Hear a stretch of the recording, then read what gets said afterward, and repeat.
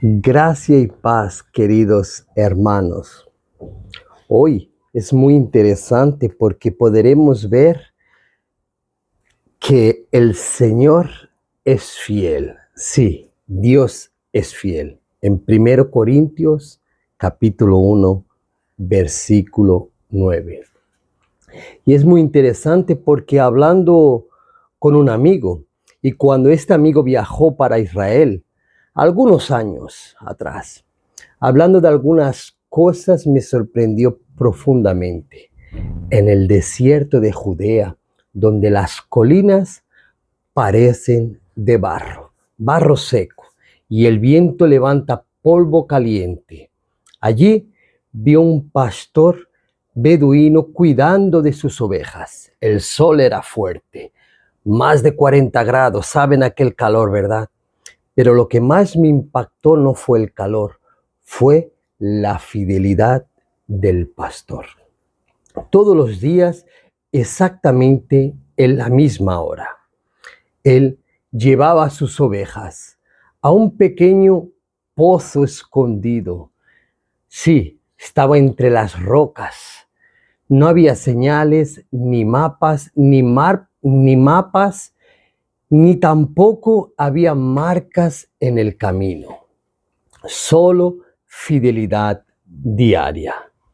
Caminaba por las mismas sendas, paraba en los mismos lugares, hacía los mismos sonidos, este llamado que hacen a las ovejas. Y cuando le pregunté a un guía judío, ¿por qué esa rutina tan rigurosa? Y él me respondió con algo muy precioso. Una oveja no sobrevive sin la fidelidad de su pastor. Y la fidelidad del pastor es su seguridad. Y cuando escuché esto, inmediatamente me recordé de las palabras del apóstol Pablo. Fiel, dice su palabra en 1 Corintios 1, versículo 9. Fiel es Dios, por el cual fuiste llamado a la comunión con su Hijo Jesucristo, nuestro Señor. Así como una oveja necesita la fidelidad del pastor, nosotros necesitamos la fidelidad de Dios. Y Pablo escribe estas palabras a una iglesia llena de dificultades, pero comienza recordándoles esta verdad. Dios es fiel. Y el primer punto es que la fidelidad de Dios no depende de las circunstancias. Y la iglesia de Corintio enfrentaba divisiones, ¿verdad? Inmoralidad, confusión espiritual. No era una iglesia perfecta. Y aún así, Pablo inicia diciendo, Dios es fiel. ¡Qué contraste! Y aquí está la maravilla.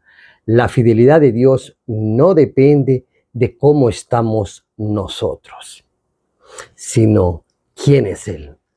Y en la mentalidad, especialmente en el mundo hebreo, la palabra emuná, fidelidad, significaba literalmente algo donde puedes apoyar tu peso, como una roca que no se mueve.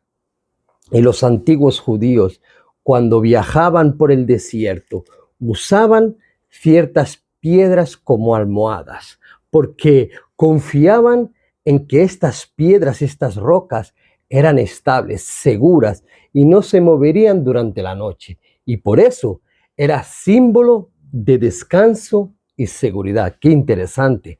Así es Dios. Cuando todo a nuestro alrededor cambia, cuando perdemos el control, cuando fallamos, Dios permanece fiel. Él es nuestra roca firme. Pero si la fidelidad de Dios no depende de las circunstancias, ¿para qué Él es fiel? Y Pablo muy interesante porque continúa. Y el segundo punto, la segunda verdad es que la fidelidad de Dios nos sostiene. Sí, nos sostiene en el propósito al que nos llamó. Y Pablo aquí afirma, fuisteis llamados a la comunión con su Hijo.